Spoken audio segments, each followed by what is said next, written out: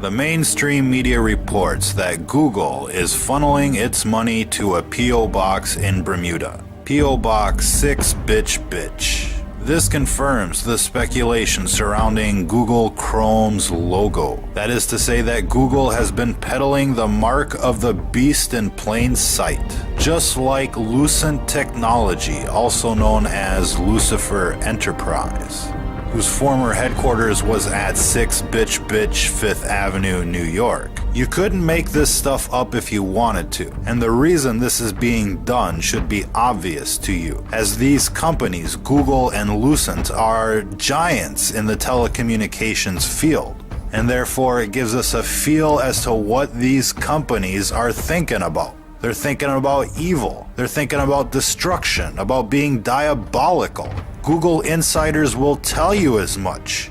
If you listen to what they're saying, they're talking about post-human society. That's right, you heard that correctly. Post-human. After human. When man merges with machine. When man will be no more. That is their endgame, to wipe out humanity. Where resistance is futile. That kind of thing.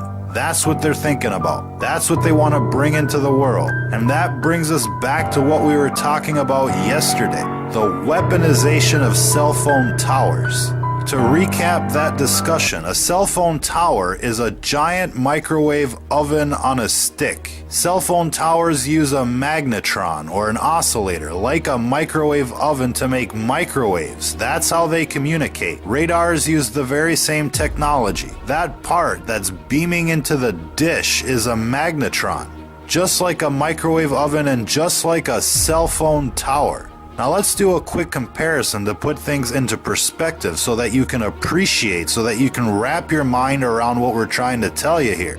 2 hair dryers together use about 2,000 watts of power, or 2 kilowatts. That's the same amount of power a telecommunications satellite uses to send a signal 20,000 miles away back to Earth. So 2 hair dryers equal the power used by a communications satellite to broadcast the length equivalent to the entire planet. And the Earth is about 20,000 miles wide. To broadcast the entire Earth, it takes 2 kilowatts, 2 hair dryers. Now a microwave oven uses 1,000 watts or 1 kilowatt. Here's the damage 1 kilowatt can be done by somebody when they take a magnetron out of a microwave and turn it into a ray gun. This is just a small example of a low-tech weapon running on 1,000 watts. Then you have these things here, these huge towers of death.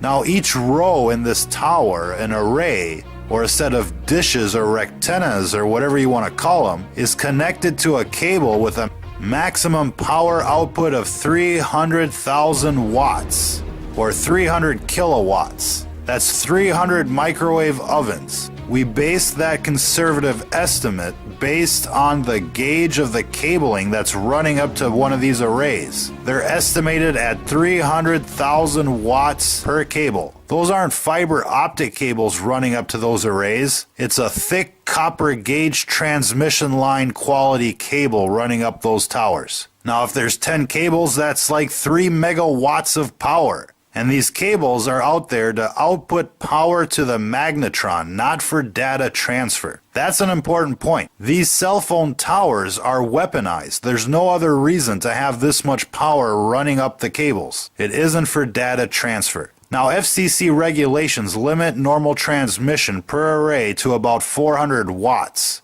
To put that into perspective, 1 watt from your phone can go 25 miles to the nearest tower. A 1,000 watt magnetron on a stick can blow shit up. And these towers have a 300 kilowatt power line running up to each rectenna. And who knows, there could be an amplifier at the top of these towers that steps up the power even more. The point is here, ladies and gentlemen, is that these companies like Lucent and Google could turn up the juice at any time and nuke a town. They could nuke the entire country without any warning, without anybody being able to protect themselves. They could cook them like a boiling frog in the middle of the night. This infrastructure is not only in place, it's built up with multiple levels of redundancy. Every big city has thousands of these death towers. And all that needs to happen is for an AI from Google or whoever to come in and nuke everybody at once and take over. Who out there remembers that movie Terminator? Well, Google doesn't have to send a Terminator to every door or launch a nuclear strike. It can just turn on these cell phone towers to maximum and cook everybody within the city limits within an hour. And then just send in the Terminators to mop up the countryside. And if it isn't Google that does it, it can be somebody else, like the real people that brought us 9/11. Or better yet, say we elect somebody that's batshit crazy evil. They could fake a reason to turn on the last line of defense. The anti-foreign invasion, anti-zombie apocalypse defense network. Oh, these contingencies are out there, ladies and gentlemen. Like a nuke in every city, a nuke from each side, so that makes it at least 2 nukes per city in the world right now. That's how serious things are. That's how the clandestine world works. Add in these cell phone towers of death and the question becomes why? And the answer is because when they're ready, they'll end it all and move on to reconstruction of the post-human age. Our only possible defense is to stop them now, to stop them from getting what they want, which is the technology that lets them go post-human. They need a super AI, a drone army, a clone army, an army of Terminators, and a fully automated workforce. And the technology that lets them upload into the Borg hive mind and become an avatar forever.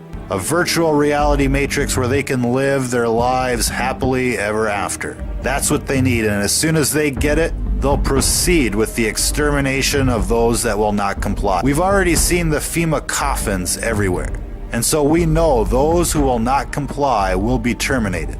And the end game is clear. They want to go post-human. This scenario isn't 200 years away. It's right around the decade.